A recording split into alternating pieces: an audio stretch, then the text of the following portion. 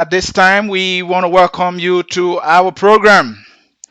Again, folks in cyberspace, we want to welcome you to our program. As you can see, we are live.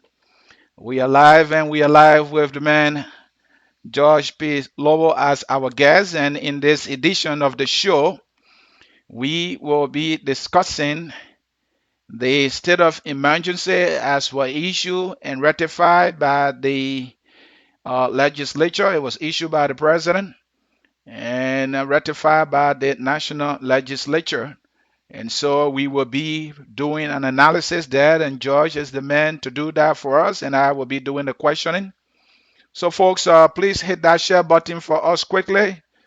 We are a little bit behind schedule here, and we want to get down to business right away.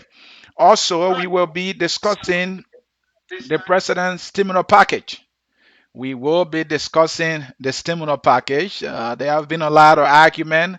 I think you see it on our screen there. We say debate, even though it's not a two-person going back and forth, but it's a debatable issue. The issue of the state of emergency, its enforcement, the stimulus package, and also the implementation of it, how realistic is the stimulus package.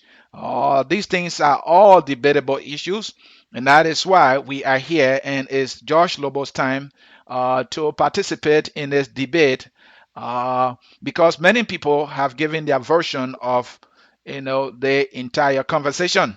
My name is Anthony C. Hosting, and this is a Saturday special this morning with the man George P. Lomo. You are watching Focus on Liberia with me, Anthony C. Folks, hit that share button for us quickly. We are getting started here in no time. Oh, Mr. Lobo, at this time, we want to welcome you to Focus on Liberia, my brother. I want to take this time to say thank you very much, Anthony, and the entire Focus on Liberia family. I want to say thanks for the privilege. I'm glad to be here this morning to have a conversation, discuss the state of affairs in our country. I'm looking forward to such a wonderful discussion this morning. Thank you, Thank you very George. much. And thank you, George. And before we get started, we are in uh, a state of panic as a result of the coronavirus. Before we get to our main subject here, you have 1 minute to remind our people how to play it safe wherever they are on the COVID-19. Quickly. Thank you very much. Let me take this time to say to our fellow brothers and sisters in Liberia, even those of us here, prevention is very, very important. Social distancing, observing all the necessary guidelines, very, very important. Please continue to wash your hands, avoid small gatherings, stay away from people. You want to do the best you can because this virus is deadly, it's killing people, and it's very, very serious all around the world. Thank you for that. All right, let's get to business. And so it was on the 8th of April when the president, Mr. Weah, issue a state of emergency after many Liberians felt that the president needed to say something about a pandemic that has surfaced in Liberia. So after a little bit of time, the president came and issued a state of emergency. So do you want to first of all say to our people what was contained in that state of emergency that was issued by the president before we can break it all down? Beautiful. Mr. C, I want to say thank you very much. Mhm. According to the president's address and in declaration of the state of emergency, the president also took the time to highlight some of our international partners' assistance and promises. The president, during his address, also took the time to inform us that an executive committee on COVID-19, which he referred to EXT, had been established, which he appointed Mary Brewer and that of Finda Bondo. He also told us about the previous task force in existence, even though the president did not give us substance. But the president decided that two things the president said, Anthony. The president first said the entire country have been quarantined. And then later on, he came in and said he declared a state of emergency. So I think one of the confusion there, where the whole confusion has been coming from, and as a result of that, uh, we know what a state of emergency is, since you said it. It's a situation that empower the government to take certain action or certain policy decision that they would not normally take or undertake during normal circumstances. So that's Right. what a state of emergency is. Thank you, George. And you just talk about the state of emergency. Let's get it clear. When the president declared that state of emergency, it has covered the entire country, isn't it? Oh, definitely. Based on what he said, it's the entire country. It covers the whole country. All right. Okay. Let's come to the stimulus. Let's come to the enforcement. Sorry, the enforcement of the state of emergency. There have been noise about some institutions that are not statutorily part of the joint security apparatus and that were playing an enforcement role. You want to speak to that quickly? Answering, to be honest with you, given what we've seen happening in Liberia, Mhm. it has been brought to our attention. There have been brutalization of many of our people. Mhm.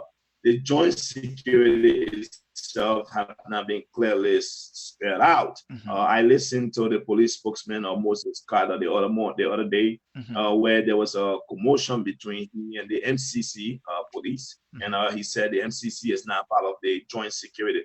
But Anthony, in all fairness, this whole thing started from just lack of leadership, because when you declare a state of emergency, there must be a clear outline plan on what will be done, how it will be done, who will be responsible for what, when will they be responsible for it. Those are things that must be detailed out.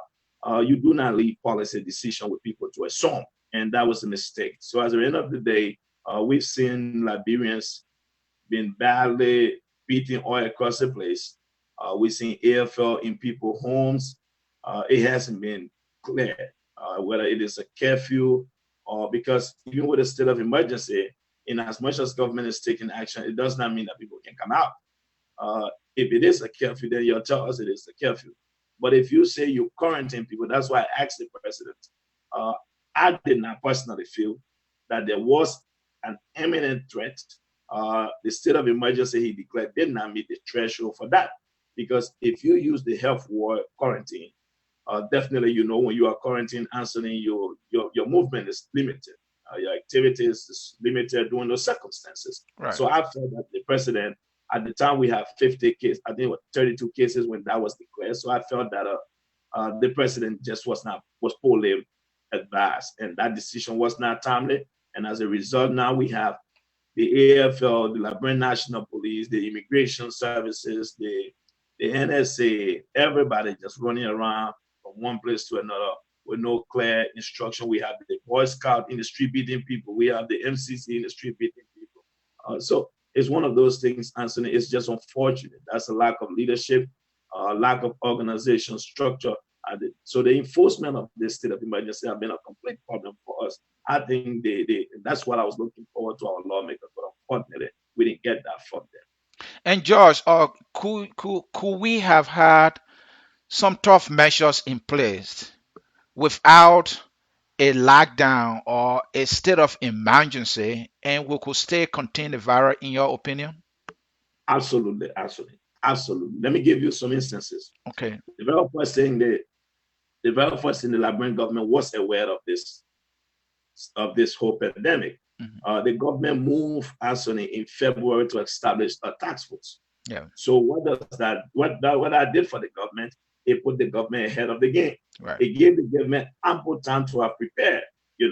But unfortunately, the government didn't take it serious. The government continued to play. Anthony, let's be real. The task force and the health ministry came up with a set of guidelines, right? Right. Right. At the end of February, where they talk about social distancing, washing your hands, and those campaigns were ongoing. But unfortunately, the government herself were undermining her own message. The health team said in February we should engage in social distancing, washing our hands, Mhm. but the CDC of March 7 assembled seditions at ATS. So that itself undermined the entire purpose of the message. Okay. Not only that, we saw lawmakers holding confirmation hearings during the state of emergency. So the government herself, the government had ample time to have prepared.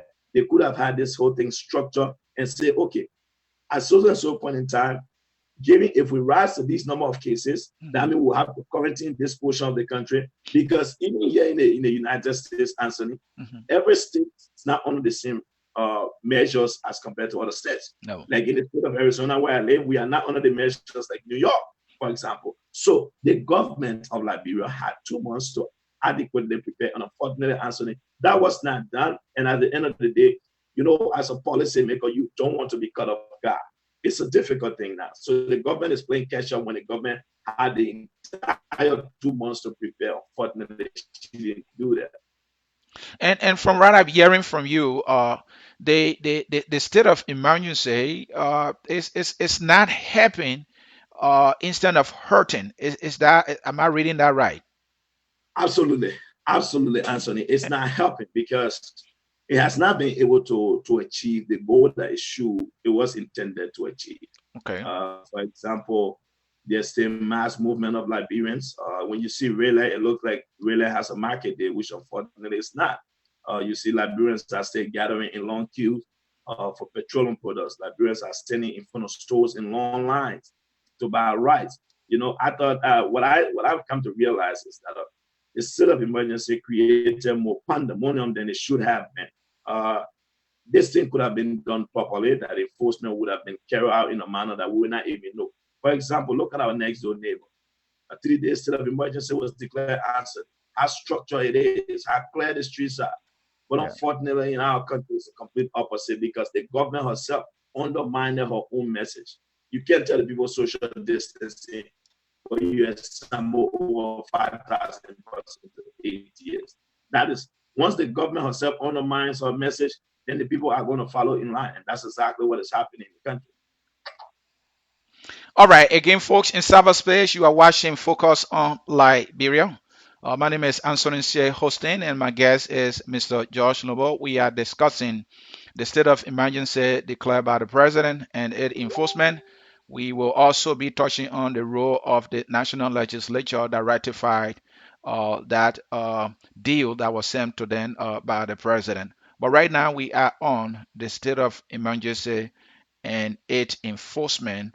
Uh, George, let's stay on the state of emergency. We saw Boy Scout, we saw motorcycle union. What was that? And we saw ratting in the hands of these Boy Scout, and they said that, hey, we are using this ratting to enforce the state of emergency, and so if any citizen disobey, that citizen will be whipped. And then let's talk about the issue of 3 o'clock as a deadline that people have to leave the street. Does it mean that after 3 o'clock the virus is not active? I mean, put context around that, analyze that like yet. Anthony, like I've always said, and I continue to say to our people, our government is her own problem. You see, when it comes to policy decision making, Anthony, it cannot be done in a rush. The very first thing, the enforcement of the state of emergency. There should have been such type of structure put in place on who will be involved and what they will be doing, what the mandate should have been clear. Uh, I want to take this time first and foremost to address this issue since you brought it up. There was a girl who went live the other day where she was sitting in her house, her brother was there, and they were badly beaten by the security forces who happens to be God's power Dix. It's a sad situation. It was unfortunate. Not only God's power Dix, we've seen videos, we've seen instances, so many of them, Liberians being treated by security forces, which I think is completely wrong and unacceptable. But Anthony, once again, they speak to the mandate. The mandate wasn't clear. As an end result, everybody's taking the mandate in their own hand, interpreting it their own way, and trying to enforce it the best way they can. It was unfortunate to see Boy Scout in the street beating people as well. So that's one of the situations there. Not only that, I have been very, very strong on calling on citizens to respect and abide by the rule of law, but I do not mean that security apparatus must take advantage of citizens during a state of emergency to brutalize them or hurt them. It has to be a two-way street. The security forces should be some of the best professionals in the country. They should be able to exercise restraint. But it's unfortunate that in our country, security forces remind us of the past. Once again, what is happening today, where people, we saw the parade of AFL with armed personnel in the streets. Like, folks, we don't need all of that. You had 2 months to prepare. If you had done this thing right, if you had done it the proper way, we won't be in this position trying to scramble nowadays. So when it comes to the enforcement, Anthony, I think the government did not do a good job, and the government have not done a good job. They continue down the same path because we see the mayor of the city itself who recruited some 6,000. He say he's recruiting 6,000 contact tracers. We don't know what will be their scope of operation. We don't know if they are healthcare practitioners. Who empowered them? We don't know. So, Anthony, in the absence of a clear directive message, that's where we are at this particular point in time. So, when it comes to enforcement, in as much as the message is not clear, you're definitely going to have people scrambling. And once you have people scrambling, this is the results of what we're seeing in the street. And the government is trying to play catch up, which has been very difficult for the government. And George, I asked for the rationale behind the 3 p.m. as the Okay. time that Yes, yes. businesses and individuals should get out. And what's the rationale? It said that after 3 p.m. the virus is not active. I mean, I don't understand it. Anthony, when you deal with the Liberian government, Mhm. it's a different ball game. The Liberian government has a different understanding of things because, in all fairness, uh, the virus, you want to tell me the virus is restricted after 3 p.m.? Is that why? No, it's not. The government does not have a clear strategy put in place answer for the state of emergency. So the government is left struggling. To me, that 3 p.m. deadline guideline don't make sense to me. I'm strongly against it. What the government should have done, Anthony, was very, very simple. The government should have relied on the health professionals to make recommendations, necessary recommendations that could have been used in enforcing or curtailing the movement of people. Fortunately, the reason why the government don't want to go back to the healthcare professionals is because the government undermined the healthcare professionals when they said we should engage in social distancing, Mhm. and the CDC assembled some 5,000 people at ATS. So they know now they can go back to that. So the government decided to take things into our own hands. That is why you have this makeshift policy enforcement on the street and people being brutalized. Actually, it makes no sense at all. Here in America, that is not the case. So I don't know where they're coming from. Hopefully it works. But George Weah is one guy who's full of surprises. So I guess it's one of them from his playbook. So we just have to look up to the president and see. So let's talk about the issue of the contact tracers. I heard a big number, 6,000 of them. Do you really understand their role here? We understand that there was some training done. I saw you showing a video of, somebody probably who was recruited, talk about an amount they should have been paid, but they were being given something less than what they were told. Where are we going? So Anthony, that's one of the greatest concerns that some of us do have as Liberians. We believe that if you are going to hire healthcare professionals, what we are saying, first and foremost, the mayor is not a healthcare professional. The mayor is not the one who should be in charge of doing such things at this particular point in time. What some of us have been arguing is that that decision should be made solely by the task force and that of the health ministry. Mhm. The health ministry should be the one to be talking about if there was a need to hire contact tracers. Let the health professionals hire people who are in the healthcare field. Let them be the ones to go to the medical school and bring in people who are nearing graduation. Because going to people's homes, you have to be some type of professional. You have to be able to exhibit certain attitude. You know, here, Anthony, in the free United States where you live, not anybody can just speak to you as a healthcare professional. Okay, Mhm. so contact tracer for a major pandemic, a virus as well. You can't bring people with no understanding, with no knowledge, with no healthcare background to say they are going into people's homes. Anthony, what was the evaluation process done to hire those people? Now, yes, what you talk about the video I shared yesterday, because many Liberians like to lie for the government. And so as a result, some of us are saying, Mhm. we're not going to sit there and watch you lie. So we did our due diligence to investigate what is happening. Answer. If people who are at the front line, that was a healthcare worker. The lady said they worked for 30 days. Answer. Think about it, 30 days. Mhm. And the government is now saying she's going to pay them for 12 days. After spending 30 days of your life on the front line fighting or taking care of corona victims, You think who is going to be willing to come in to help again? You think any healthcare professionals who listened to that and saw that video was going to want to render their services to the government? So the government, again, once again, like I said, is being poorly managed. The decision making of the government have been completely unacceptable and wrong. But now let's look at the 6,000 people. Mhm. What authority does Jefferson Koji have to hire health professionals? What does that have to do with it? Who gave him that mandate? Is he working in consultation? Did the health ministry ask him, Mayor Koji, can you bring 6,000 persons? But Josh, we are on our state of emergency, so maybe the president have emergency powers now, and maybe he allotted some of that emergency power to Koji to hire those contact tracers, 6,000 of them. Anthony, it is true. Why it is true we are under the state of emergency? Let's be very, very clear, though. Mayor Koji hired the 6,000 people before the state of emergency was declared. Okay. So that is one thing. And Anthony, we are talking about a healthcare crisis here.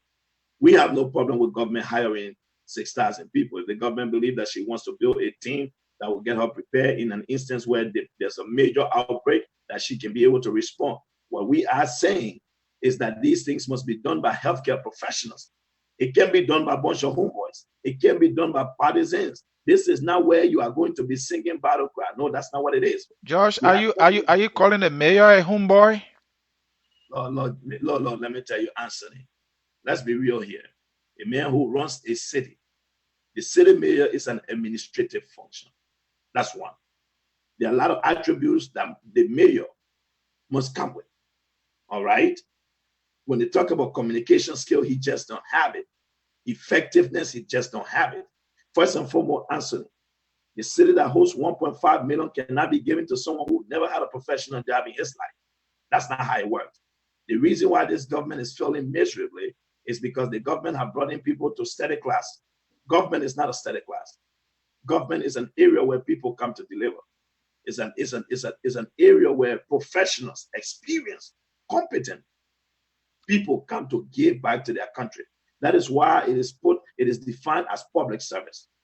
Public service is the means by which people come to give back to their country. Unfortunately, under the CDC, public service is where incompetent, inexperienced, unprofessional come to take away from the country. That's the difference. So the reason why we have Mayor Koji, let's be honest, Mayor Koji cannot be a mayor in no city anywhere aside from. So let's be realistic. That is why he's overlapping his function. Go for it. Yeah, Josh, and we know when the issue of social distancing was being introduced in Liberia and being enforced, Major Koji, you're talking about, went to work. We know about Wallace, and some people are crediting him or giving him credit for what they term as a great job by vandalizing, that's the word I have chosen to use, by vandalizing market structures there at Waterside, because he, in his judgment, that would have prevented the people from being clustered together to create social distancing and avoid the spread of the virus. So I think Koji got some credit there. What do you say? Let me say this to you, Anthony. If that is his understanding, I can't speak for the mayor. The mayor and myself, we come from two different schools of thought. Our understanding of leadership is quite different. Our ability to successfully execute is too different. But let me just make this very clear. Anthony, the mayor, broke down people's tables, which some of us have been very, very clear about cleaning the city. If that was the circumstances on our wish, then that's fine. But here is the contradiction, Anthony. Mm-hmm. While the mayor was breaking down people's table, if you were breaking down table with the argument that it's because you want them to observe social distancing, then I would tell you the mayor himself contradicted his own message. Because Anthony, the mayor, when he's traveling, he moves with nothing less than 50 minutes surrounding him. 50? So you haven't seen the mayor traveling around? No. When the mayor is speaking, the mayor travel with a lot of people, brother. Trust me. If you go and watch the video when the mayor was down Waterside, how many people were in that gallery? So you cannot be preaching social distancing when you are undermining the message. That is why I had a problem with the government, because these guidelines were put in place months ago, but the government ignored those guidelines. The social distancing was brought forth in February. What happened in March?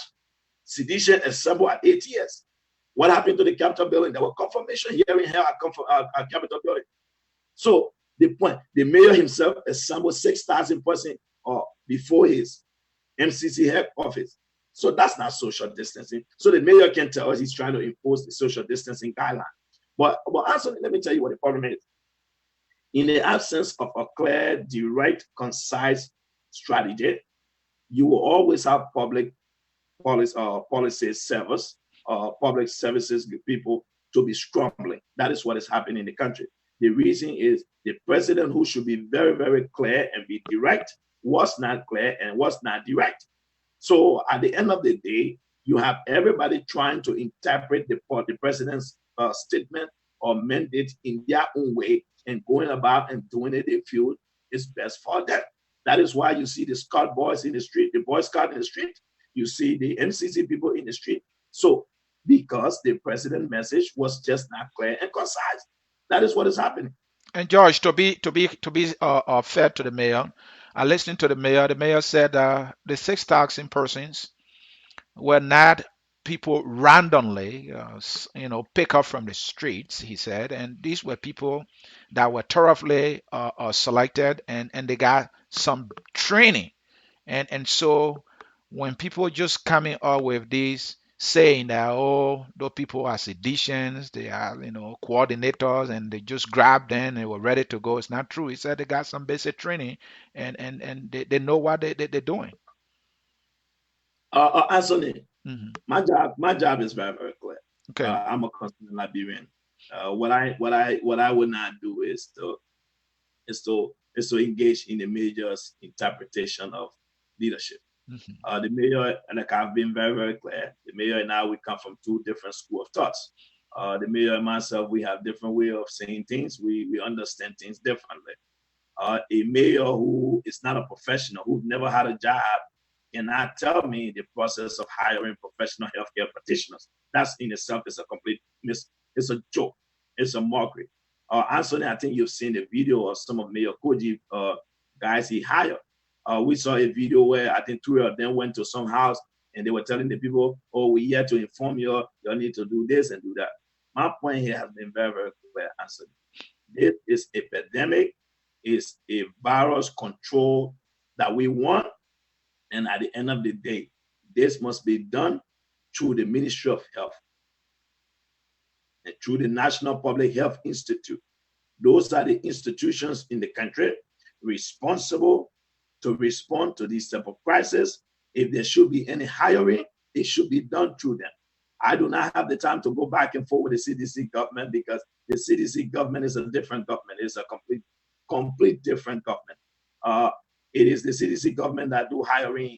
The MCC will hire people. I thought the MCC should be hiring more people to help keep the city clean, but they are not the ones recruiting, vetting healthcare professionals.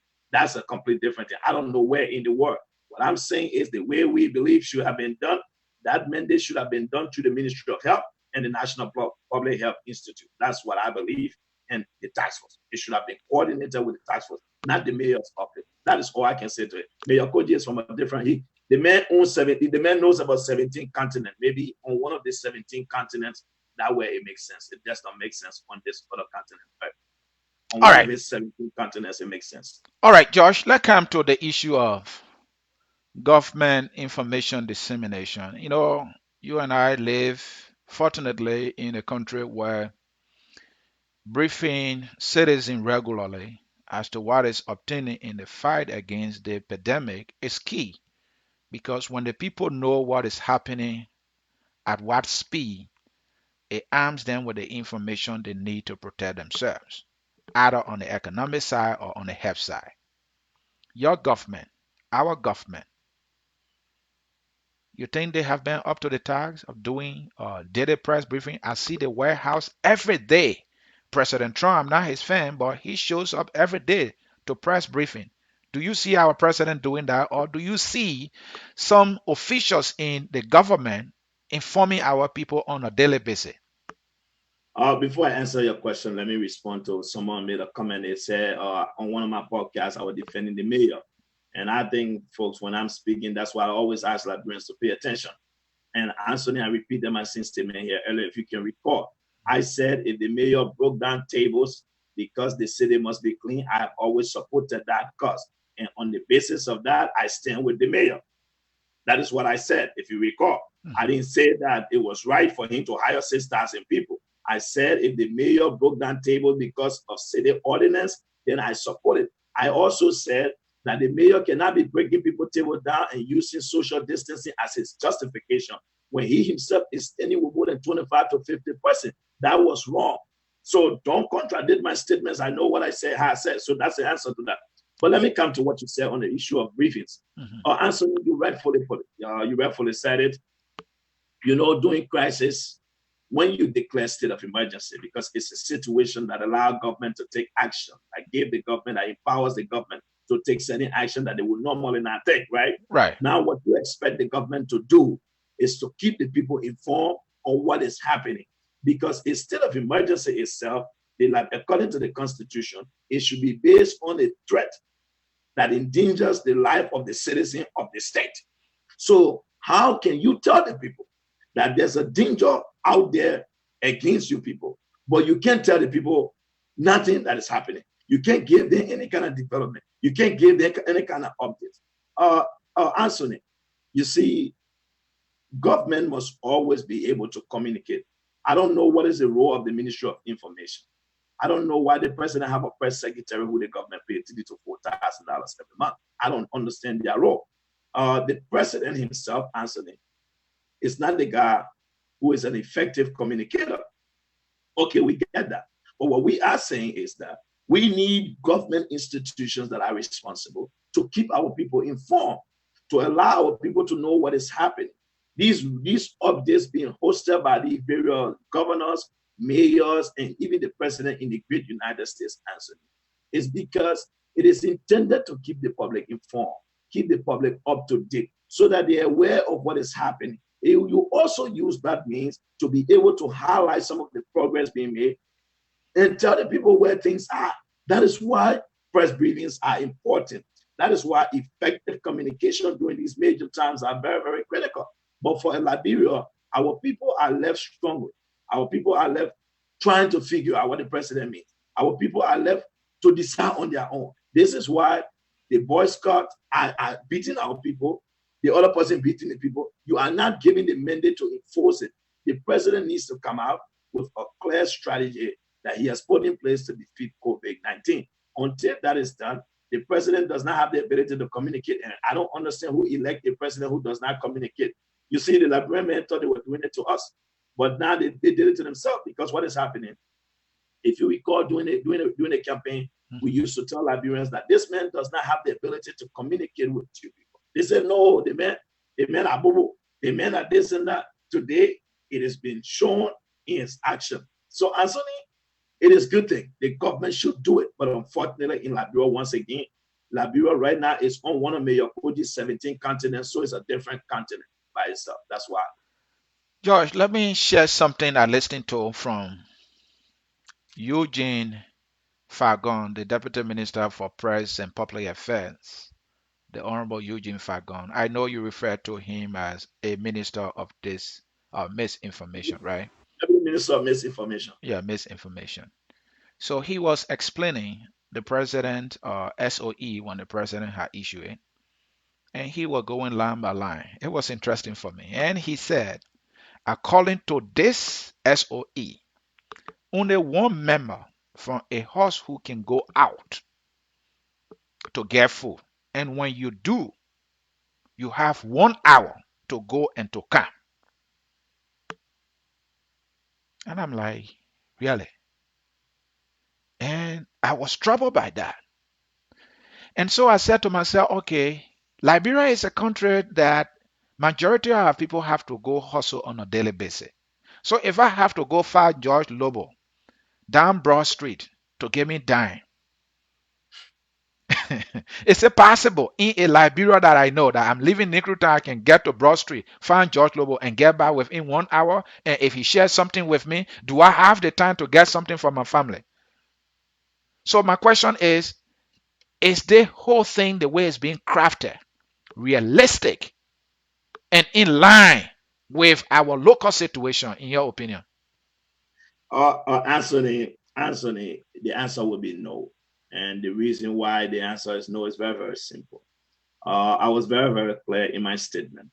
I supported the police action to enforce the social distancing and to keep our people away. The reason was very simple.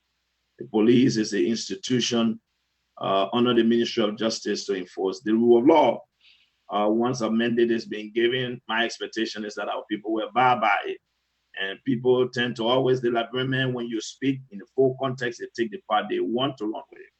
That is why when I spoke about the police enforcing the law, answered, the Liberian National Police went to a gathering on the Oro, for example, and Liberians were there. And I felt that the police did not do their job. The police should have dispersed the crowd. And that was what I said. But my point does not limit it. I also found at the government gathering at ATS because that was completely wrong. So my idea here is not that, oh, you supported the police against this action. No. What I'm saying is that when people defy the police, it is said that police will use all necessary force available to them to enforce the law. So that is it. Well, the circumstances we are seeing, people not gathering outside. We're seeing people being brutalized at their homes. Those are different circumstances. So let's not confuse it. But let's look at what you said, Anthony. You see, the 2 months the government had, Anthony, those 2 months should have been used properly by the government to have put in place a clear plan on how they intend to enforce the president's mandate. And that should have allowed the president to be able to understand and figure out how those things would be enforced, the different measures they were going to bring forth. Unfortunately, that did not happen. Now, Anthony, in Liberia, let me be honest with you. When you see one house, it does not mean one family live in that house. Some houses in Liberia host 2 to 3 different families because there are people who rent one room in a house. Let's say one person and their little son and their boyfriend or a girl and a husband, whatever the circumstances is. So sometimes you see one house in Monrovia host over 5, 6 different families. So if you're going to limit one person per household, that would be this service to them. Anthony, let me tell you what some of us said. What we proposed was very simple. The government could have been able to enforce a state of emergency or quarantine, whatever it is, if the government had planned properly. For example, we talk about government being able to put in place the necessary measures. The government had 2 months to prepare. The government could have used the last 2 months to inform the people, allow the people, and tell them, say, you need to buy food, you need to be able to store, because within this time frame, there will be limitation of movement of people because, this is why you be very concise in your statement. You could say, once we get to 50 cases, we are going to be able to quarantine this area or this county.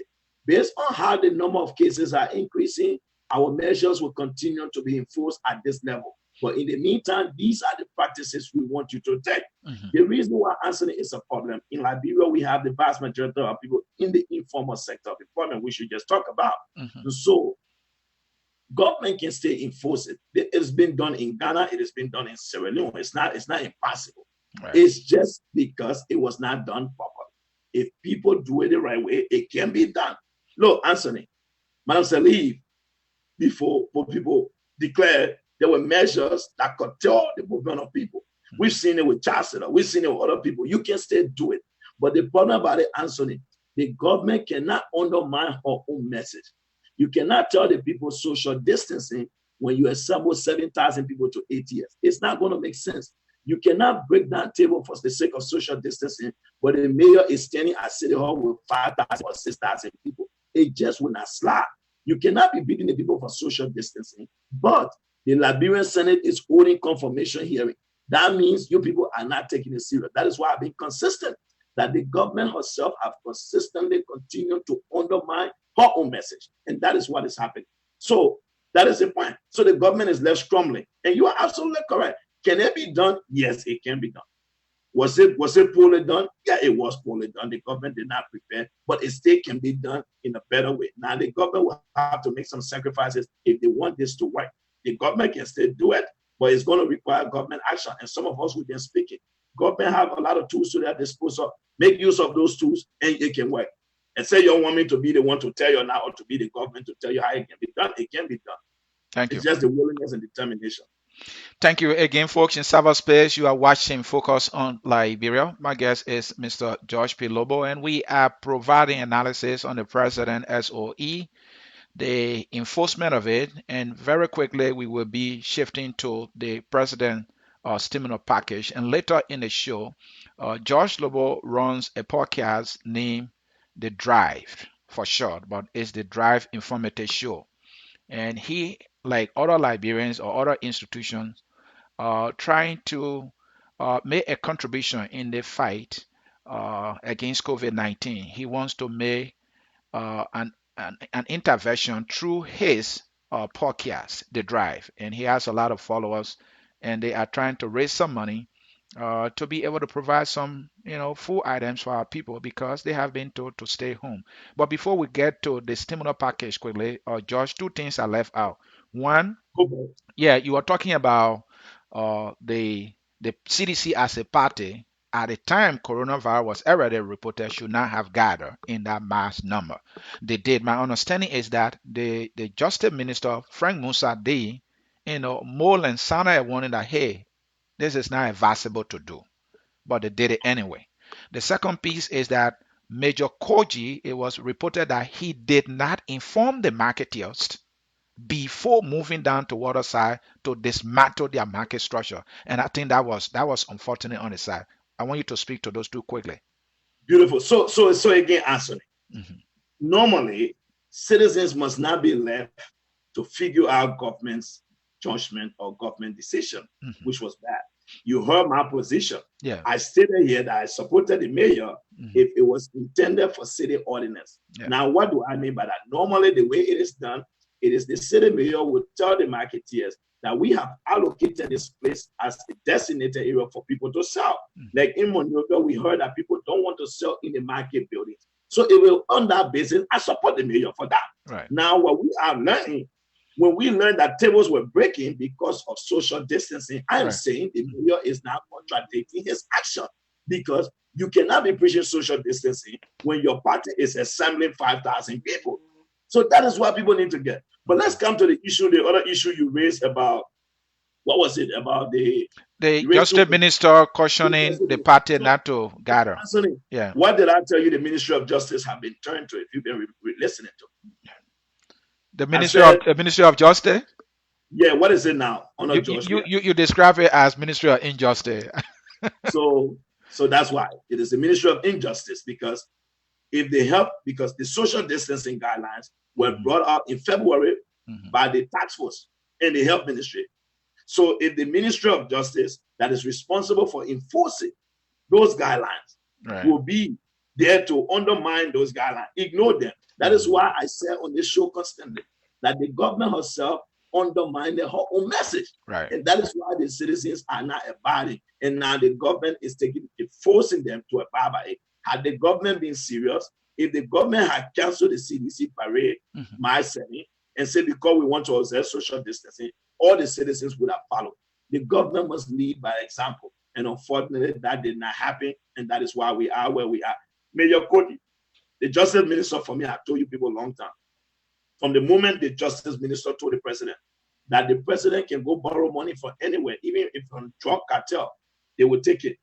I asked for the justice minister resignation, but many Liberians said I was too difficult. I told you people they will get nothing out of Musa Din because he's a minister of injustice. Liberia needs a justice minister, not a minister of injustice. So that is where we are. So Mayor Koji did not inform the people once again. Anthony, a mayor of a city, is undertaking an initiative in the city. The people who will be affected by that policy or by that measure, but they are not informed. Then that should tell you the type of leadership we have. So I'm not surprised. Maybe that is how it is done on one of the 17 continents that Liberia is now on. All right, again, folks in cyberspace, you are watching Focus on Liberia. This is our Saturday special. My name is Anthony Sie, and my guest is Mr. George P. Lobo. We are discussing the President SOE, its enforcement, and now we are moving to the stimulus package.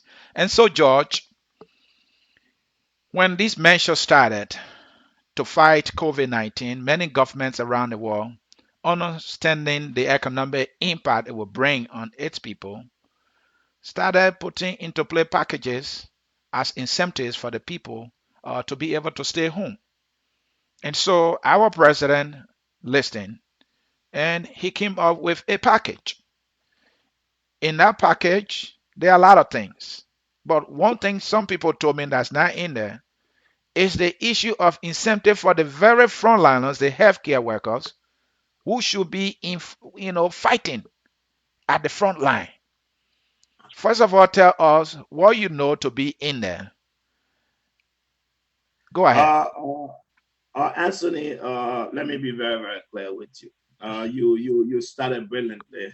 Uh, Governments, responsible governments around the world, have been taking actions that will be able to prepare their people for the stay home or during quarantine. I continue to say the Liberian government was just not ready. The Liberian government had 2 months to prepare. The Liberian government had all the tools to her disposal, which she did not use. The government had ample time to prepare. She just didn't take advantage of it. Anthony, in a country like Liberia, where less than 20% of the people are employed in the formal sector, you have over 65% of the employment in the country is in the informal sector. Now, as a smart government, what you want to do is to be able to outline a plan, an economic plan that will be able to impact the people. Because in public policy, Anthony, we know that the policy will not benefit 100% of the public, but For your sure. goal is to shoot for 65% and up. That is a good policy. So what we're talking about when government takes action, it should be actions that benefit the vast majority of the people. Right.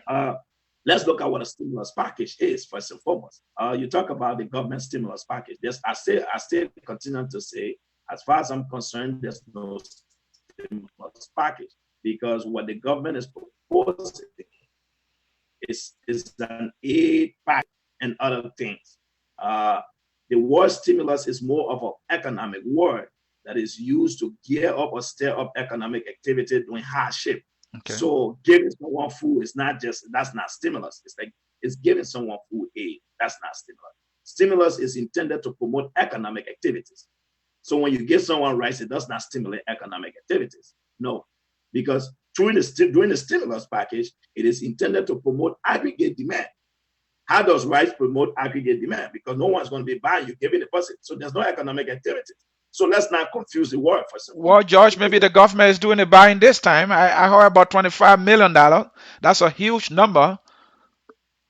Anthony, I beg you this morning, see umbrella, because in all fairness, the Liberian people will just understand. Last night I had a friend of mine, Yaki Wellum, said on the show, and I'm stealing his words. The man said, George, it's not a president, he's the president friend. I asked him about lawmaker. He said, no, we don't have lawmaker. We have lawmaker friend. People who are friends to real lawmakers. He said, in America, you have lawmaker. In Liberia, you have the lawmaker friends. That's why the lawmakers in Liberia don't perform the lawmakers. But let's come to this issue of the stimulus, Anthony. Okay. In a country where vast majority of the public are in the informal sector of employment, right? As a smart government, when you want to offer stimulus, you want to be able to keep economic activities going, because that is what you want to do. So you have to be able to look at things that the people do. How can you impact the vast majority of the people's life? That is why I said the government had 2 months to prepare, Anthony. One of the tools the government had to her disposal, there's 2 things that influence the economy, as we all know. There's two things that influence the economy. One is the monetary policy, 2 is the fiscal policy. Those are the 2 things that the government must use to be able to make an impact in the economy. Let's look at the monetary policy aspect of this government, what they did. There were measures taken. It's just that the government is not good at selling it. It didn't make sense because you know what the government did from the monetary policy perspective? No. The government said they were waiving all bank service charges, if you recall. That was pronounced by the central bank governor. So the reason why that policy didn't come out, they didn't sell it because it was not only foolish, it was not only reckless, it was not only childish. In a country where less than 7% of the population have a bank account, how does that benefit even 60% of the public? So that measure didn't make any sense. So it was left like that. Now let's look at the other side of the economy. Let's look at the fiscal policy side of the economy. What is the fiscal policy, Anthony? Fiscal policy is government spending and taxation that influence the economy, right? Yeah. So if it says government spending and taxation, what we said, given the way Liberia is structured, The only thing you can really be able to do to benefit the people is through some form of taxation. Now, what do I mean by form of taxation? Anthony, let's go back to history. What led up to the Rest Riot in 1979? It was because the Turbo government was going to increase the price of rice by imposing tariffs, right? That's what I hear from some people. Yeah, that was the justification used by the guys. Okay. That President Turbo government wanted to add tariff on imported rice, in which Turbo government said it was intended to drive domestic production. So hold on. Here's where I'm coming from. I think the progressive will disagree with you. That's another debate. Maybe we can bring you on that debate. Definitely, anytime, any day. Please bring Samuel Jackson, because that's who I want, a member of the progressive. But let's come to that now. Mm-hmm. Why do we say government must use those tools? Mm-hmm. So what did we call for? Anthony, we said, okay, during difficult times, like it said in the definition of a state of emergency, it is a situation that empowers the government to take action that they would not normally take. Right? To respond to a crisis. So we said, let the government use the state of emergency. Government must suspend import tax on basic commodities. Why? Because those are things that Liberians buy throughout the day. Anthony, another thing the government could have done, let's look at the spending side of the fiscal policy. We said, George, you getting too economical. Let's discuss the stimulus plan as it's being called. You getting too economical. I know you term it as a package. So let's discuss that.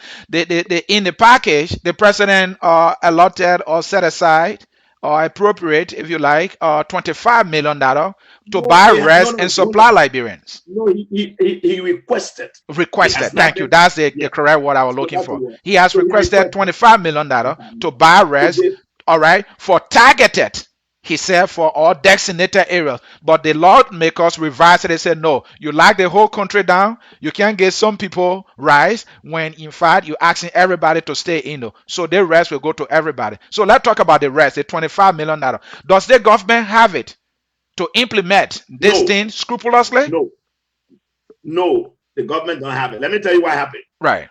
Many Liberians yesterday frowned at the government's action or the resolution by Vani Sherman. Right. The reason why Vani Sherman brought the resolution that called for the 25% reduction, that gainfully employ Liberians, right? Both in the private and public sector.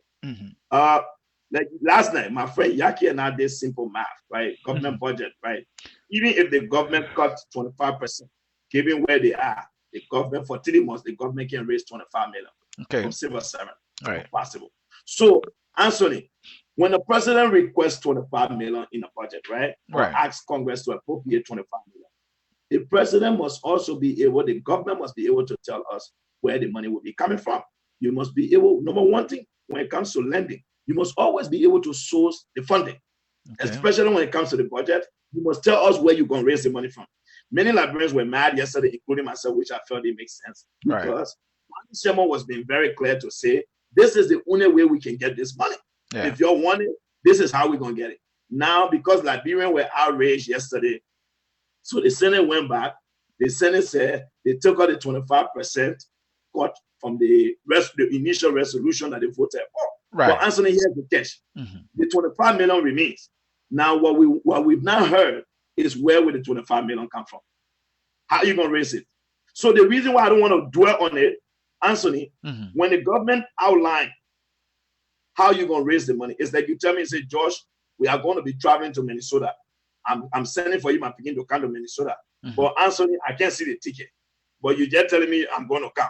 How am I going to come? So when the ticket is bought and you send me the confirmation, then I know I'm coming, right? So for me, the reason why I continue to say the government aid package is still a joke, the government must first tell us where the money will be coming from. Well, maybe I work for the airline, so anytime I can make a reservation, I tell you, say, go to the airport. My man, I live in the. My man, I'm not going to leave my house and catch Uber to go to the airport without some kind of confirmation. I will always want it. I know that even when I'm on standby, people will send you your little confirmation and say when you go there, you will check it. I know that. We used to travel on boarding pass back in the day. So let's come to the package where Anthony. And this is what, let me bring the component in just quickly. The population, everybody must be safe with this $25 million worth of rice. You think so? Do you think it will happen? Has the government done its own work to know, okay, now the legislature saying that the country is locked down for 60 days, right? All right, if the country has been locked down for 60 days, how many percent do you have? Looking at the $25 million, how frequent or how many times will these people be served? Will it be just one time and yeah, back or rep a household? I mean, when is the information going to come out? How the thing will be implemented, George? I'm curious because mind you now, these people being locked down now going to 1 week. They should not be. Eugene Fagon told us that they have 1 hour to go out, which is not sufficient time to get food. They are still hungry waiting at home. When will the rest come? So Anthony, now let's get, this is why I said to you, the president does not have a plan. The president had 2 months to come up with a comprehensive plan that he just don't have. Anthony, let me give you a simple example. I want to send 150 to 200 bags of rice to Liberia, right? Yes. Now, what have I done? This morning, I dispatched a team. This is the Western Young people. For the guys to use the money to go to those counties and bring me the data that I need, right? Yeah. This is one man. This is the draft. But we dispatch a team that will go to Nima and Bond to the targeted area, right? Why? Because we need the information. Now, you think about a government that will make such pronouncement that is yet to tell us how many people live in one district, how many people live in one household. So technically, Anthony, it is to tell you the government don't have a plan. When you have a plan, you outline the strategy for implementing the plan. You're asking the government to give you a strategy for a plan that they don't have. What the government have done is to make a request. Because for the Liberian people, once their government says something, the government have accomplished. Once their lawmaker asks questions, the lawmaker has achieved. Once their president reads a speech, the president have done well. So whether it's going to take the government the next 6 months to first and foremost, because the government need to know how many people live in Nima County, how many families per household, so that that distribution, if it will be done properly, the government must have mechanism in which the distribution will be done, whether it will go to the county and the county superintendent down to the development superintendent, down to the different cities. That type of thing needs, that type of structure must be clearly laid out. The very first thing the president declared state of emergency, before the state of emergency, what we saw, Anthony, we saw Mayor Cody hire 6,000 people. So you can rest assured. The reason why I'm telling you, like, Brent, don't raise your hope up, it's a joke. Let me tell you what I know that is going to happen. WFP have already promised to distribute food to vulnerable and less privileged communities. Right. But that food is going to go through the government. When you're dealing with a 419 government like this, I will not be surprised when they take that same food and say they use it to part of their money to buy it. So I'm not going to be surprised. I know this government. George, I don't think the government are going to claim that. I mean, don't say you don't think. Anthony, hold on. Okay. If you will say you don't think today, then that's not fair. The government received 1,243 metric tons. Right. From the government of China as emergency food assistance. What was done with it? We didn't see the government sell the rice to the people in December through that Propo rice store that was launched by the Minister of Commerce for $10 per bag. I follow that story. I follow that. Right? Yeah, the so Propo rice. Is it going to be a strange thing for the government to do? The government received 8,063 metric tons of rice from the government of Japan as food assistance. What have been done with that rice? I remember I saw Josephine Davis selling rice in the street. The inspector of commerce selling Propo rice in the street for $10. So Anthony, we just speaking to the facts. We are not making a story for ourselves yet. So why you're acting that is they received, think about it, 1,234 metric tons, and the government sold it to the people. What about now? In the crisis, it's going to be strange. Even if the government don't sell it, what I'm saying is the government could take the rice and give it to the people and use her name like the government is normally doing and say they're the one bought the rice. That's normal. Let me tell you, Anthony, what could have been done. When we see it, when I told you about the tools to use and you said I was being economical, the government have fiscal policy tools, right? They talk about government spending. The government received 15 or 17 million from the World Bank, 15 million from the EU. What the government could have done if the government was serious, Anthony, we know the government can give rights to everybody in Liberia. I'm not going to be unrealistic to ask the Liberian government to give what she don't have. All right? That would be foolish of me. I like to set realistic goal. But what we said is that the government could have been able to assist the vast majority of the public. Anthony, all the total money I've counted from the government owned statement is $32 million from our international partner. If the government took about $8 million of that money, $8 million of that money, and invested it into rice, bought additional rice, they could have flooded the market with that rice at $5 per bag. My friend Yaki and myself, we can disagree most of the time on the math, but at least either $7.50 or $5. That way, what it would have done, Anthony, it would have helped to drop the price of rice. Now the government would have suspended import tax on basic commodity. Now the government flooded the market with rice. So the price of rice would drop. It would allow many Liberians to afford to buy $7 per bag. That was the things we expected the government to do. But we can't ask the government for anything major. The government don't have the capacity. Josh, one thing you said earlier was that the SoE was the government own problem in the making in the first place. Because when the president announced it, the president locked the whole country down. If they were thoughtful, say, look, do we have a case in Grand Cru?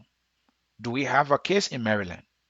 For those counties that have not reported any case or cases, we shouldn't lock them down. It would have been easier for the government to say, okay, we have cases in Monserrado County, maybe Bomi, maybe Lofa. These are the counties we are locking down. And so with these fewer counties, you may be able to supply the food. The people who don't have cases in their county will at least have that understanding. Beautiful. That would have been done. But the government dug it unhole. So let's go to the loan aspect of it. So in the package also, as was ratified by the legislature, they got some money in there. I read $15 million for businesses. My question is, can the government be trusted with money? And do they have the total number of business owner we're talking about here? Do they have? Do they know how they come? How did they come up with that number, that figure? Anthony, listen. Josh, I'm serious. Stop laughing. Anthony, Yeah. Anthony, when you're dealing with a CDC government, it's like it's mind blowing. Mm-hmm. It's one of those things you can't be rational when you discuss a CDC government. That's one thing. Let me give you something. You asked if the government can be trusted with money. The answer is no. The government can never be trusted with money, and nobody should trust this government with money. Don't do it. You'll be a fool to do it. But let's get to the facts on this $15 million. That is the economic. That is the economic you talk about right there. Right. The stimulus. That's the real stimulus. Why? You're talking about businesses. Mm-hmm. Now, but Anthony, let me tell you the interesting part about this. Okay. You see, in Liberia, people do read, but reading comprehension is a challenge for us as Liberians. The government is saying in the 2020-2021 budget, she's asking the legislature to appropriate 15 million. The two difference here.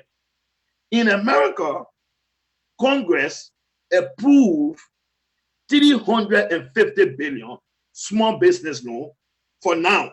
For now. But they say when the small businesses die, we'll take care of them down the road. After their burial. In Liberia, George is saying, we'll give it to you in the next budget. So when the business is dead, so that way we will create the new needs, then we then take the 15 million down the road. So it don't make sense. This is when you want to give the people the funding, because why? This is when businesses are slowing down. This is when you have the country locked down, no economic activity is taking care. That's why when I was speaking earlier, you said, George, you try to be too economical. Mm-hmm. But Anthony, that is the economics. The economics is simple. You stimulus packages are intended to support aggregate demand. So food aid is not aggregate demand. It is part of one of the tools from the fiscal policy side, because you're helping people. The government invests the money, and the government takes the money, the rights, and sell it at $5. What the government will do to demand? Once the government bring in, let's say, $8 million worth of rice, Anthony, right, definitely the price of rice will have to fall. Because what does competition do in the market? Competition reduce prices, right? Right. Because consumers have more option, right? Mm-hmm. That means there's excess supply. Right. So the demand will drop. What happens to the price when demands fall? Those are 10, that's 11th grade, 12th grade economics we discuss here. This is not any big economics. You know the law of demand and supply. The higher the demand, the higher the price, right? Right. So what happens if the government flood the market with rice at the price of $5 or $7.50? That means the other stores will have to compete with the government. Yeah. So the price of rice will drop. That is, look, Anthony, you got to do things that will benefit the people. This government policy is a scam, I'll tell you. So right now, the first thing, Anthony, before I speak on the 25 million moving forward now, until the government can tell me the source of the 25 million, I still see it to be another fantasy. Because how can the government raise 25 million? That's what I want to know. Don't forget, Anthony, the government monthly salary averages around 22 to 25 million dollars. The total monthly salary. So if the government already told us that there's going to be a lost revenue for about $32 million, which the government has just been wicked, Anthony. The government have already told us that the World Bank is willing to cover the revenue loss portion, which could amount to $40 million for them. So why do you need 25 million? You already received 17 million for this COVID. You received 15 million from the EU. What happened to the other money? What has it been used for? You talk about the healthcare workers. Normally in this type of crisis, Anthony, the underlying problem that led to this whole thing is the coronavirus. The most important thing we want to see is how much resources have been allocated to actually fighting the COVID-19. Okay. But from what I'm hearing now, the COVID-19 it's not on the priority of this government, because I do not hear how much PPE have been brought in by this government, how much money have been spent on ventilators, how much money have been spent on hiring additional healthcare workers. I do not hear what have been done on retaining the current healthcare workers so that they are motivated. You use the word incentive, which is the best word. Right. What have been done? So to me, it is like now they have been put at the back end of the whole line. So the government put their chopping first and the healthcare workers behind the scene. So that's where we are, Anthony. And George, yeah, if I may quickly, talking about the healthcare worker, and the thing was simple. In Ghana, in the stimulus package, or the incentive that are provided by the government, Nana increased healthcare workers' pay by 50% for a period of 3 months. And even when it came to taxes, 0 taxes on their salary. Let me hold you there. For 3 months. Let me hold you there. Yeah. Let me hold you there. What did I tell you that should have been done? Didn't I talk about using the fiscal policy tools? That the fiscal policy is government spending and taxation that influence the economy. Right. Thereby putting more money in their pocket, because they will be aware for the most part. They know that their family are taken care of. Very well. Yeah, they know their family is taken care of. Now they can be at the front line and fight the disease. But in our case, our president did not put anything there for the healthcare worker. Now our lawmakers now coming in, and what I saw in there, I mean, correct me if I'm wrong, mandatory masks for all healthcare workers. How is that an incentive for the people on the front line? Hold on. Let me put my fan on because. Okay. Again, folks, in cyberspace, you are watching Focus on Liberia. My name is Anthony here hosting, and we are having a Saturday special. One of our viewers here said, this is not a debate. It's true. That is not our regular debate, but we are debating. Actually, we are providing an analysis because this has become a debatable issue, but this is not our regular debate. We just built this studio for our debate, and we just try to test it for today. So I want you to get that clear. So just quickly, to your point. So Anthony, let me tell you now. You see, many a times, like I say, when I speak, many Liberians are offended with the things I say, but at the end of the day, they always come back and say, Mr. Lobbo, you are right. Why would Nana Addo-Kufuor give healthcare workers 50% increment? One, that's in itself is motivation. Apart from motivation, is giving them additional income.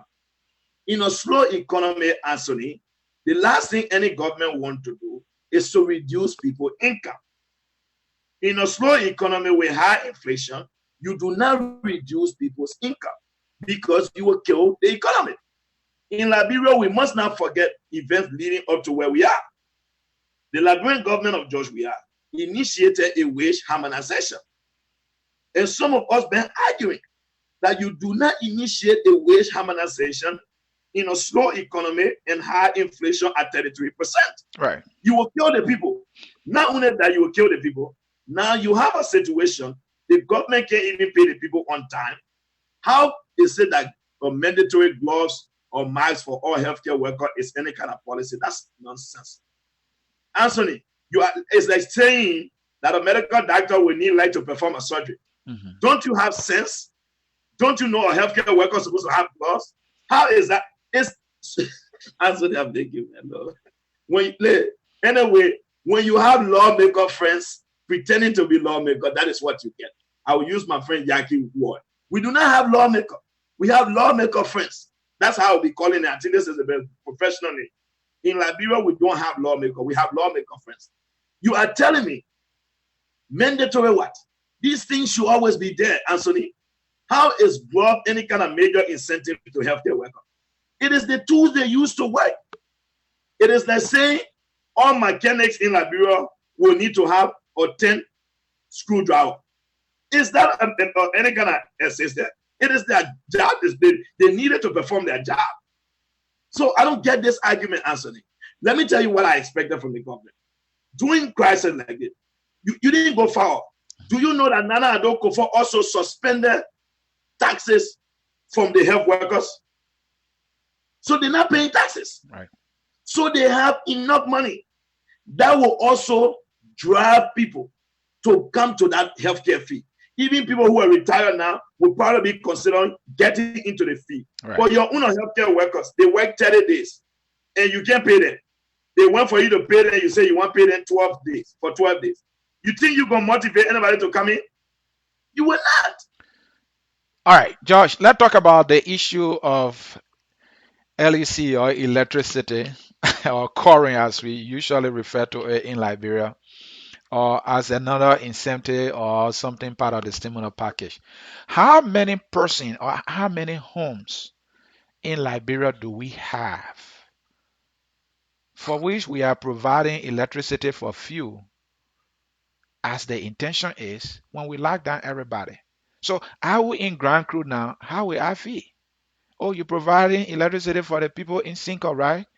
When you're telling all of us to, so how do I benefit? So how is it fair? Talk to me about the whole electricity thing. I would say this to you, Anthony. Mm-hmm. Light is life. Yeah. Electricity is essential in the 21st century. Mm-hmm. Now, one of the things that gave many Liberians didn't understand when it comes to LEC, why things stall. You recall, Anthony, when the Swedish, I think it was the Swedish or Norwegian engineers left during the Ebola, that slowed down the process. Mm-hmm. In Liberia, what happened, Anthony, I was in Yekipa.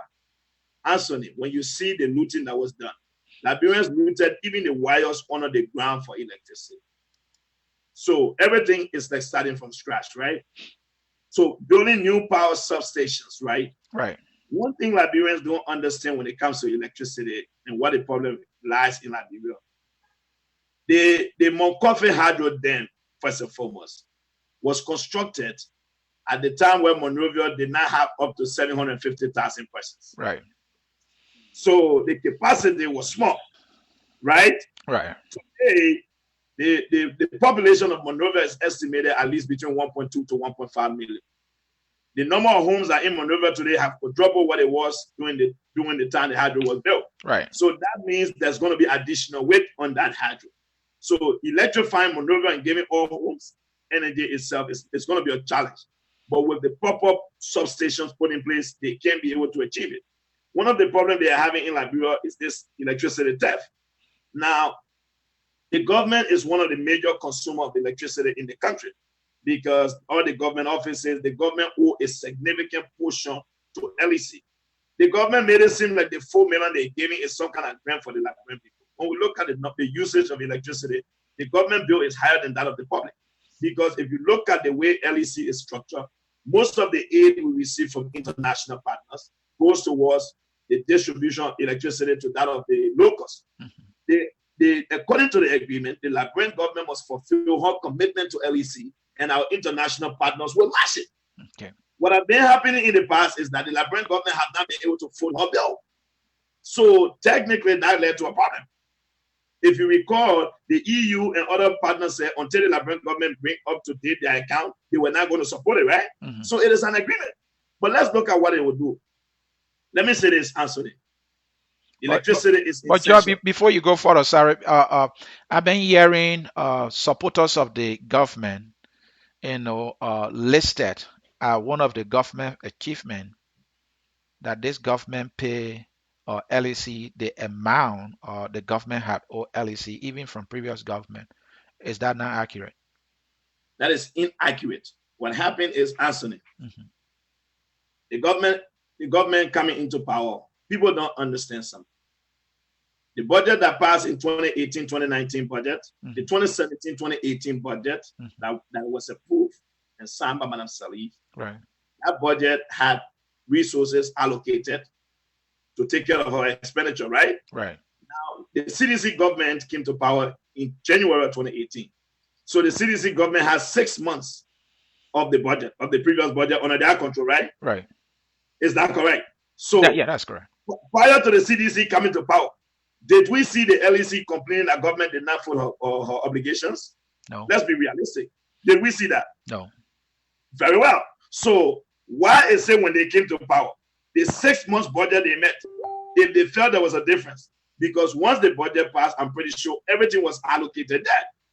They did a recast budget. They moved resources around. They allocated 500,000 to the first lady.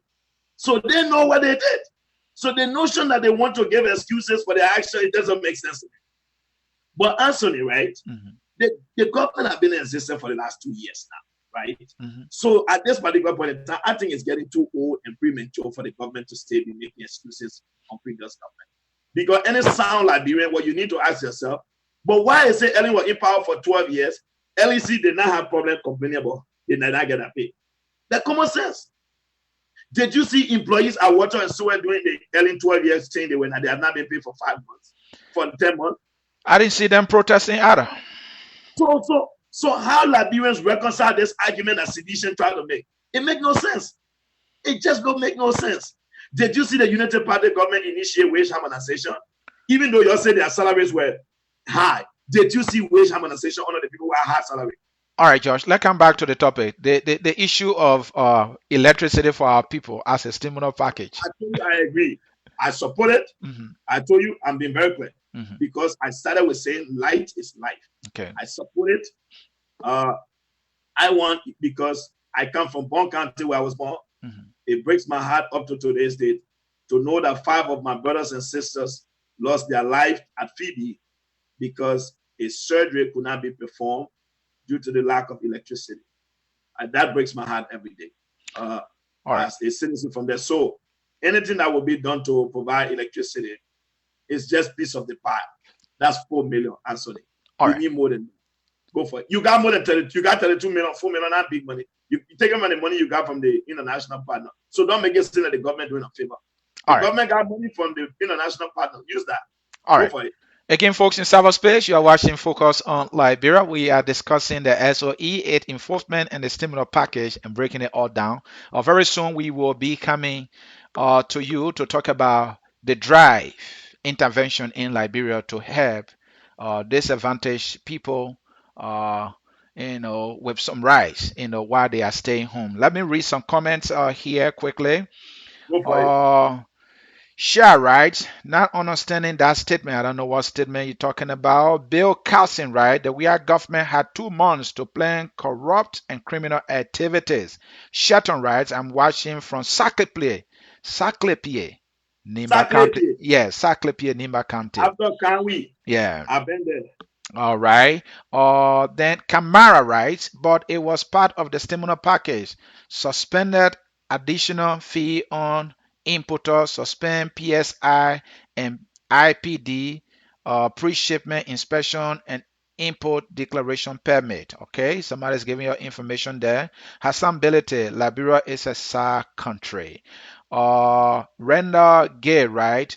When the 1,200 pay came and how long it took before yesterday. I don't know what that person is referring to right there. Maybe talking about a little package here and how long it took. And maybe that person is saying that why is it taking too long for government to bring the rice? Or is he trying to say that it took about 2 weeks, so we should bear patient before the government stimulus kicks in? I No, see somebody I know here, but last name Sawi. The government will make sure everyone get their fair share from that's this true. right distribution. I hope the government does because the people being locked down, they need that rice. They need it now. Don't waste time.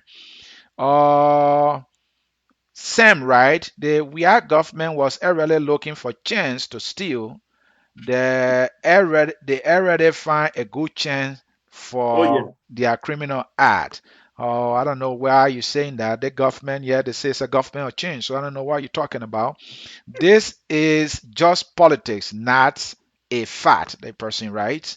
Who else? Otello Flomo, right? You guys in the diaspora are causing problem for the native. Oh, how are we causing problem? We shouldn't talk the issue. Matthew 12, right? George Noble, please send me the resolution. Yeah, we are finished in Liberia. Just few comments there. Let me read the one from our man Mohammed Soare. Government Go should for it. have suspended withholding tax and other deductions for 3 months to allow more money in the hands of Liberians in order to support That lives makes in these sense. troubling Mohammed Saleh, times. that's a proposal someone proposed. That makes sense. That's a realistic Yeah. proposal. That makes good sense. Martin Brown writes, Josh, when I was in Liberia, I ran behind LEC to provide me a meter. For over 3 years, I couldn't get a response. At the end, I have to start getting electricity from a friend nearby. So, Josh, so the electricity, so those who need it now because it's coming free, are they going to get it before the whole thing is over? Anthony, let me say this to you. Mhm, Electricity is essential mhm, and government must do it right. I get the urgency from our people, mhm. but one thing that is happening is that LEC capacity to be able to adequately distribute energy is a challenge. Many of the substations are still under construction. Right. The way projects have been done by this government is a different thing. People don't trust them. So a lot of things have slowed down.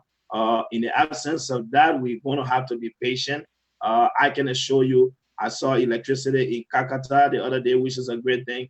I'm glad that these things can be completed because, Anthony, if you remember, there was a compact grant that we signed in 2015, Mhm. which gave us 257 million from the U.S. government. Right. Majority of that money went towards the energy sector. And part of the reason why things have been slow, you have to meet certain criteria to continue to receive the money because the money it was from 2015 to come in consignment. Right. So every time the CDC government makes one mistake, it stores that the disbursement of certain amount of funds. So that is hindering the ability to adequately be able to move energy throughout the country. But hopefully we can get there. Anthony, here's what I want to say to them. Right. What we need to start looking in terms of long term as a country, we need to be able to look into a dam that will be able to provide nothing less than 1,500 megawatts of energy. Mhm. That is some of us. That's what those are the ideas some of us are proposing now. We agree we want to give President Tubman credit for building the hydro, but at the time Tubman built the hydro, Monrovia was a small city with less than 750,000 people. Now the country have grown, the population size have increased. We have to think long term. Long term, what I'm proposing to the Republic of Liberia is to turn the entire St. Paul River into the hydro. I want to be able to provide at least, if I can be able to build a dam that provide anywhere between 1,500 to 2,000 megawatts, I want to be able to export energy as far as Guinea and Lower Mali. That is the plan. Those are long-term plans, economic plan. You must be having a vision. So until until we get to those type of things. Right now, we're just going to be getting by. So that way we are. And when you have a president who has no vision, who has no credibility, no one trusts him, you can't even have that conversation with anybody and they listen to you because you can't even manage your own country $16 billion, your own country $25 million you use for map up. Who's going to give you major amount of money like that to invest in any major project? So that's why we are struggling. But we can't get there. So it's a good thing. But I'll tell you one thing, Anthony, given some of the comments I read, Right. the most realistic stimulus that could have been done. Somebody said the government proposed suspension of input tax. Let Hmm. me tell you, my dear brother, when government takes action in critical time, the government must be concise and be direct. The government must tell us what commodity those input tax are going to be suspended. Just saying you suspend import tax does not cut it. We want to know what are those commodities. Why will stop the government answering? If the government wants to be this transparent, why you can't just say import tax on all commodities? On list them. That's how government communicate. That's effective communication. Mm-hmm. You don't just, you can't leave us to be making decisions for you. You can't give us statements and we have to come back and be trying to figure out what you mean, what you say. That is not effective communication. That's not good leadership. So answering the whole stimulus thing, here's what I would say to the Liberian people. Until I know where the money coming from in the budget, how it will be, how the resources will be identified and where they will be coming from. I will only say, if you indoor, be praying, keep praying. Just keep praying. All right. Pray hard. And George, I want you to give me, because we are about to move to the drive intervention. Okay. We are about to talk about it. Should I use 0679 as the number to share? Yes, 0679 as the number to share. That's a cash app number there. All right. All right, folks in cyberspace, again, you are watching Focus on Liberia. We have been discussing the President SoE, AIDS enforcement. The lawmaker did some work on it, the stimulus package, and we have been breaking all down for you to understand what it is and how feasible and how it could have been done better for our people in this fight against COVID-19. Hold on 1 second. I want to respond to something my friend Brother Gagon Mowe just said. Yeah, go ahead. Gagon Mowe said the government can print money. Gagon printing money for this type of government is not a solution. The Liberian dollar is not doing well already against the US dollar. Printing additional money, what is it going to do, Gagon? It's not going to help the economy, given the fact that the Liberian dollar is already struggling. We are trying to find means. So if you want the government to print money, don't forget, Gagon, the government also requested to print 35 billion. You remember, Anthony? Yeah. Some $35 billion should have been printed, right? Yeah. What happened to the printing of the 35 billion? We told you it didn't make sense. It was not going to work. What happened? When the guys from Crow came to Liberia, and they were supposed to print the 4.5 million, what happened to it? The 4.5 billion, rather. Have you heard anything about it? No. The first thing the guy that came from Crow to the central bank, that Liberia do not have the capacity to be able to transfer the money. That was the first thing. When some of us said it didn't make sense, you were arguing. So you suggesting that they print money again, they can't just print money again. Printing another money right now is not going to be another good thing. Gagon. Right now, look, there are measures Gagon the government can take without printing money. The state can be able to get this done. You know the government revenue portion for the period of this pandemic is going to be taken care of, covered by the World Bank. Not only that, the African Development Bank allocated $10 billion that will be distributed on African countries. So the government will have the ability to be able to rebound. So let the government use the tools to her disposal and develop. We can disagree, Gagon, but printing money right now is not going to be a good thing. The government cannot manage the first one to print that. I wouldn't suggest that. I would say far from printing money. All right, again, folks in cyberspace, this is Focus on Liberia. Josh, let's talk about your group or your podcast intervention or your platform intervention.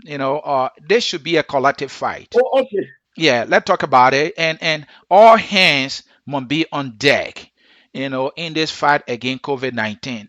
One of the ways to stop the spread is for people to stay home. You and myself at home, you are working from home.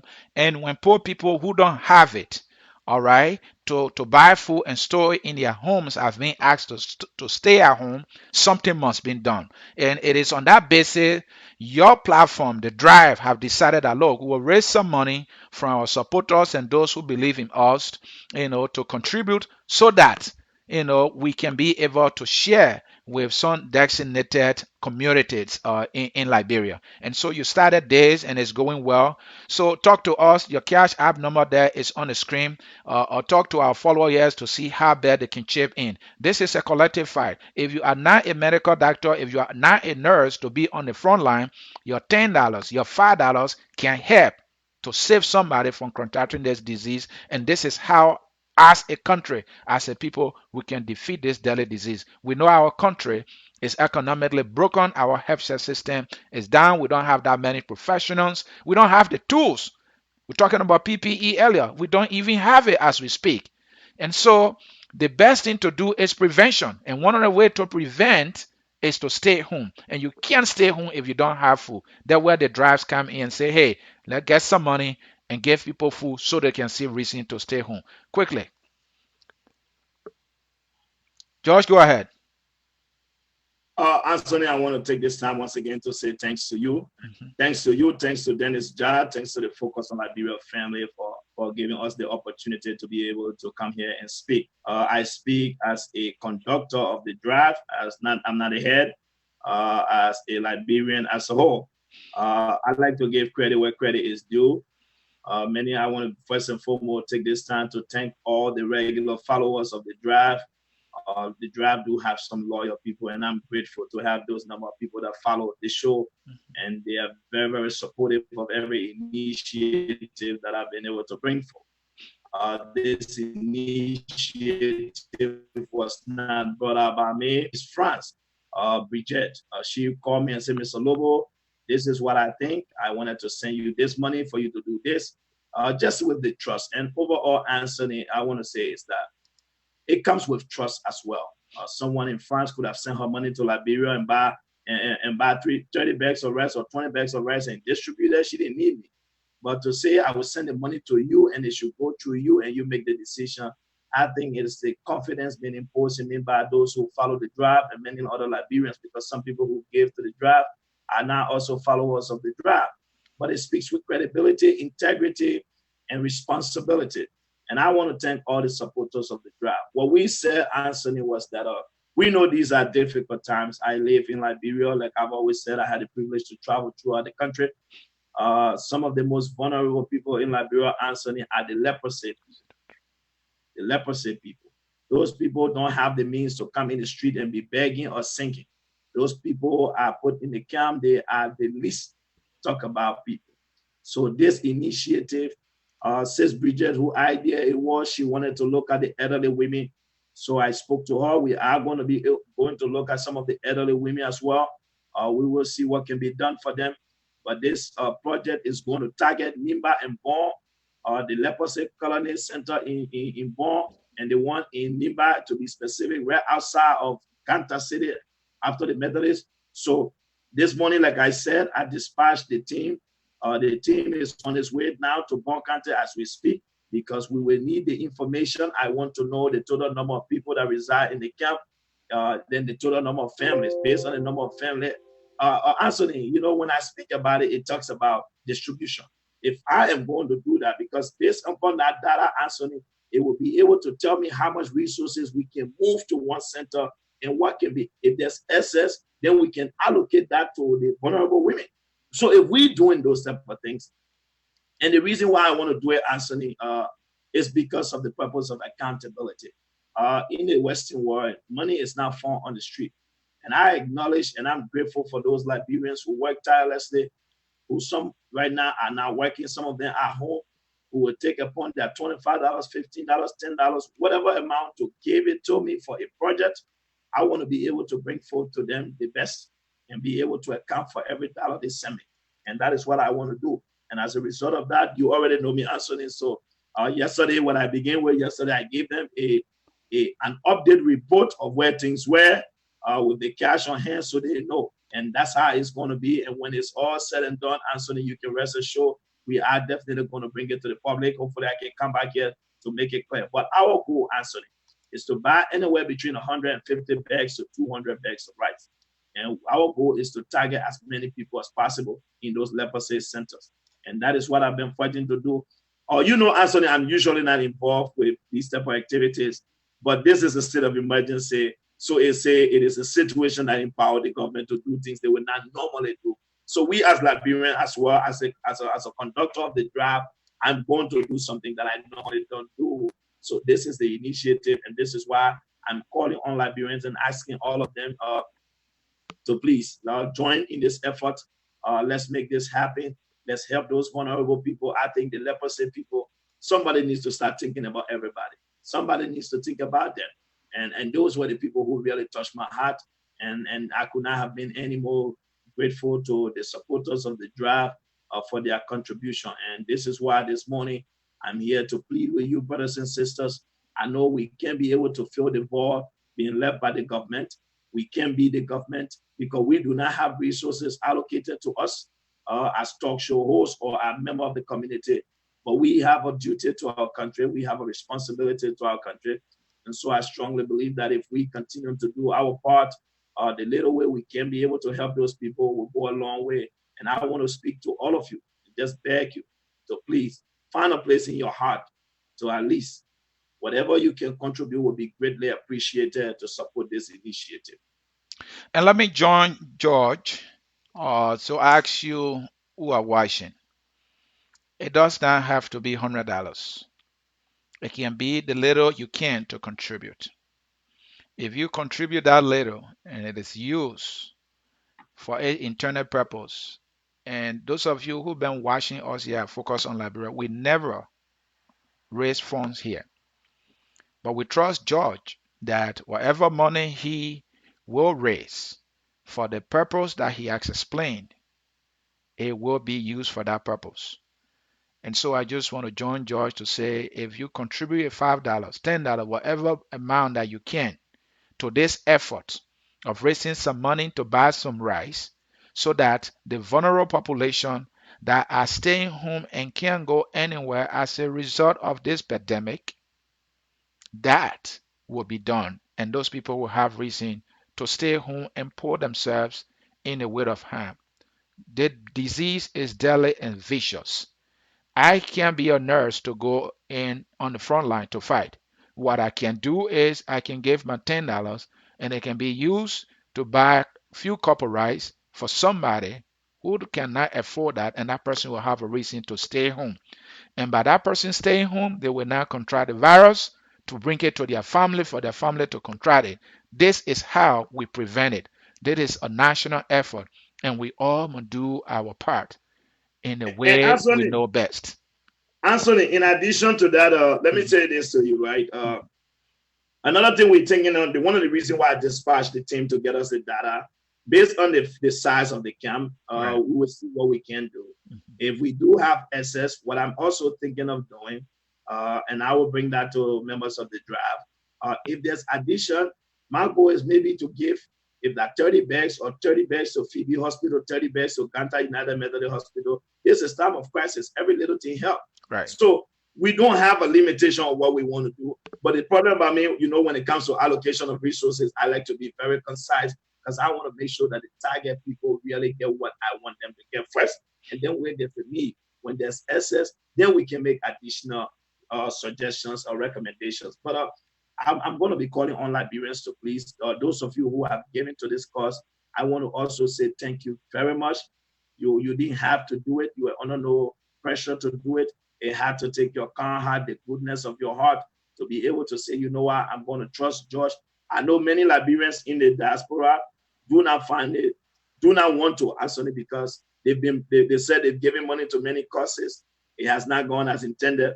We're not going to sit there and talk about what we will make or can make, but I tell you, $2,000 is not $2,000, $3,000 is not money that I'm going to get carried away by, because if that was the case, Anthony, I'm pretty sure I will be a minister. I'll be in the CDC government by now. But I want to call on Liberians. I trust you. You've been very supportive. I want to admit you've been doing very well, and I'm grateful for everything you're doing. And let's continue to make that happen. All right. On that note, folks, in cyberspace, we want to say thank you. Those of you who were anticipating that we're going to open the phone lines, we are sorry, our phone lines are. We're doing some work. Our bank granting trying to say that for some reason, what's the complaint called? They're having some issues there. Everybody's staying home and making a lot of calls. So we apologize that we will not open the phone lines. I will read a few comments and then we'll get a closing statement from our guests here, and then we will shut it down. So let me read a few of your comments here for those of you. Ellen, uh, I don't know how to pronounce her last name, Kpor. Ellen writes, I sent to Josh Weir to give to the slum community of New Crew Town, and he ate the money. That man is wicked. Uh-oh. Otello Flomo again. Ellen Johnson salutes to all the money from the new bridge. None of you talk because she was educated. Now, roaches from all corners trying to condemn we are. Christina writes, when are you going to take calls? Sorry, my sister, I think I answered that question. Stop the lie here, man. That is Sawi there writing. Let me see here. Christina Wura again. How can we reach out to you? I need to speak to you personally. I cannot put my number out there. Who We is have, that? that Who is she want to reach out to? Christina Wura. I think she's trying to talk about, trying to reach to you. Christina, there's a number on the screen there that you can call. There's a number. I mean, if you can call that number or you can cash up that number and Josh Lombo will be. Let me get her my numbers. Again, I'll post my number is always on social media. Let me post it for her 623 so she can call me. If she Okay. wants to speak to me private, that's fine. All right. So Okay. somebody here right to say check your Facebook page, Josh P. Lobo. Somebody say you should check your page. Another person here, I will trust me. Josh has posted the number for those of you who want to reach out to him, and you can do so. Again, folks in cyberspace, we want to say thank you for following our broadcast. I would have loved to have interacted with you through our phone lines, but the phone lines, we are still doing some update here. As you can see, we've been doing a lot of update here. We just built our debate studio and we are trying to test it here today. So please, we hope you understand. Next time, we will make sure that you have the opportunity to place your phone calls so that we can hear from you, because it is because of you we do what we do here almost every day. Just let me know if you are ready for your closing statement here so that we can quickly wrap this thing up. Again, folks, thank Definitely. you. Josh, closing statement. Anthony, let me take this time to say thanks to the Focus on Liberia family, to you, to be up here this morning. Uh, it's a tough one. To my good friend and senior brother Dennis Ja, I want to say thanks to him. Uh, Let me say to my fellow Liberians, both the ones here and the ones back home, there are Liberians in the diaspora as well that have also lost their jobs. Some have been furloughed, some have been let go because companies are cutting down. Whatever the circumstances are, I ask that all of us, we must stay together. We must be united during this difficult time. We must exercise restraint. Let us exhibit some of the highest tolerance of love to our brothers and sisters. Let's exhibit good character. To our health workers in Liberia, I completely understand what you're going through. I know how difficult it is to be doing what you love to do, but you're not being supported by those who are supposed to empower you to be able to do your job. I completely understand. At this particular point in time, Anthony, to the Liberian people, I say these are difficult times. This too shall pass, but you're going to have to be responsible. You're going to have to be able to be your own protector.